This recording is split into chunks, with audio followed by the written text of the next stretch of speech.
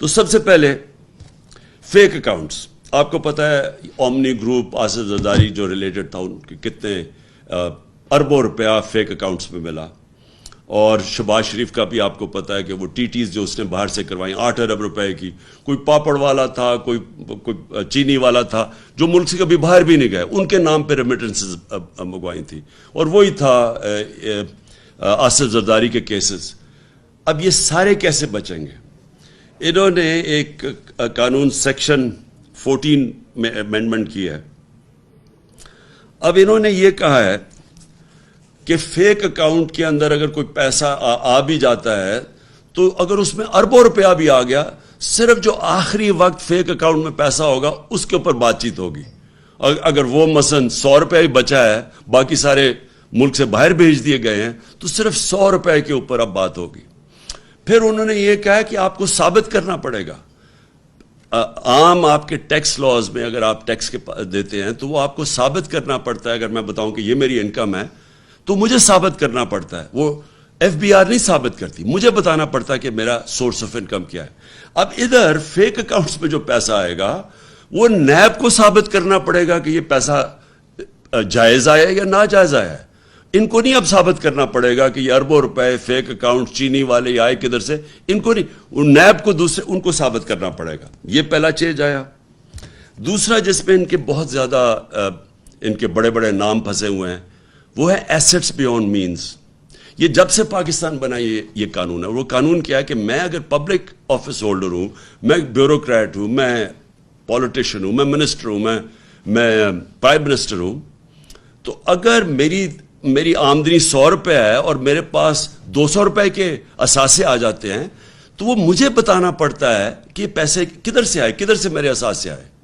انہوں نے اب الٹا کر دی ہے, اور یہ زیادہ تر دنیا کے اندر یہ قانون ہے کہ اگر میں پبلک آفس ہولڈر ہوں اور میرا اگر 100 روپے کے اثاثے ہیں تو مجھے بتانا پڑتا ہے کہ میری آمدنی 50 روپے اور اگر 100 روپے اثاثے آ گئے مجھے بتانا پڑتا ہے کہ 50 روپے کدھر سے آئے. انہوں نے اب کیا کر دیا ہے کہ انہوں نے ان کے اوپر اب بوجھ ڈال دیا کہ آپ نے بتانا ہے, نیب نے بتانا ہے کہ کدھر سے اثاثے آئے. یہ یاد رکھیں کہ دنیا میں وائٹ کالر کرائم پکڑنا بڑا مشکل ہے, اور اسی لیے یہ بڑے ملکوں کے اندر یہ قانون ہے کہ برڈن یعنی میرے اوپر ذمہ داری آ جاتی ہے. اگر میں پرائم منسٹر ہوں اور میرے اثاثے بہت بڑھ جاتے ہیں, مجھے بتانا پڑتا ہے کہ ایکسٹرا اثاثے کدھر سے میں لے کے آیا. اب یہ پاکستان میں چینج ہو گیا. اس کا مطلب جتنے ان کے لوگ ہیں جو پھنسے ہوئے ہیں, ان کے ایسٹس بیونڈ مینز ہے یعنی آمدنی سے زیادہ اثاثے ہیں, اب وہ سارے بچ جائیں گے. پھر یہ آ گیا سیکشن 9, یہ ادھر میں وہ سارے بچ جائیں گے. پھر سیکشن 21 ہے. اب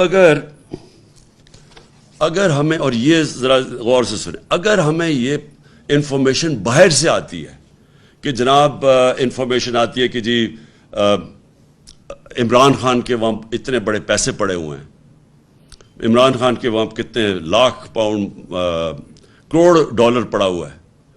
اب وہ کوئی مجھے بتانے کی ضرورت نہیں ہے, کیونکہ وہ جو باہر سے انفارمیشن ہے وہ اب ایڈمٹ ہی نہیں ہوگی.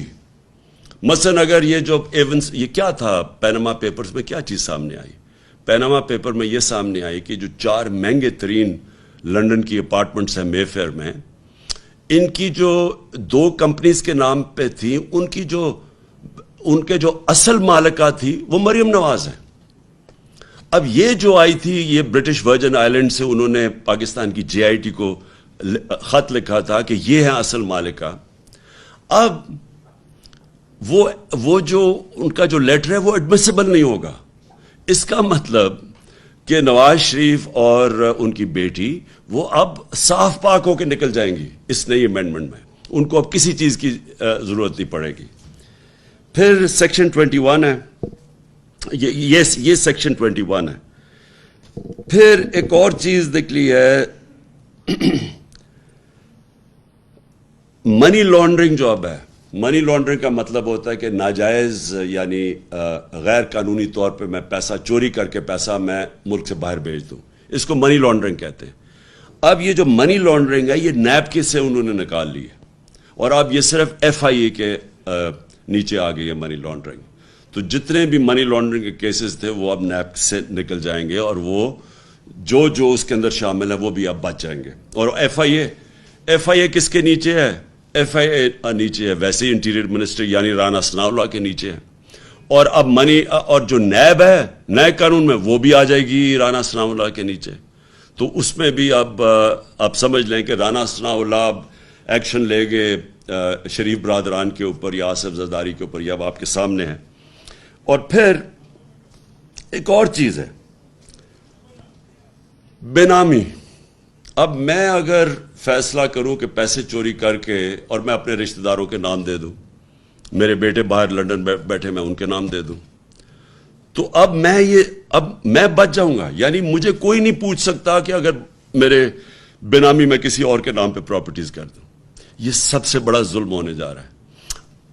اجازت دی جا رہی ہے اب کہ کوئی گورنمنٹ میں سرکاری گورنمنٹ میں بیٹھا ہو، کوئی منسٹر ہو، کوئی بیوروکریٹ ہو، وہ جو بھی اب پیسے بنائے وہ اپنے بچوں کے نام کرے، رشتہ داروں کے نام کرے، وہ اب جواب دہ نہیں ہے. یہ دنیا کے اندر اس طرح کا قانون نہیں ہے یہ جو انہوں نے بنا دیے. کہنے کا میرا مقصد یہ ہے کہ یہ پاکستان سے اگر خدا نہ خواستہ ملک کے اوپر کوئی بمباری بھی کوئی کر دینا تو اس سے بھی بڑا یہ جرم ہوا ہے.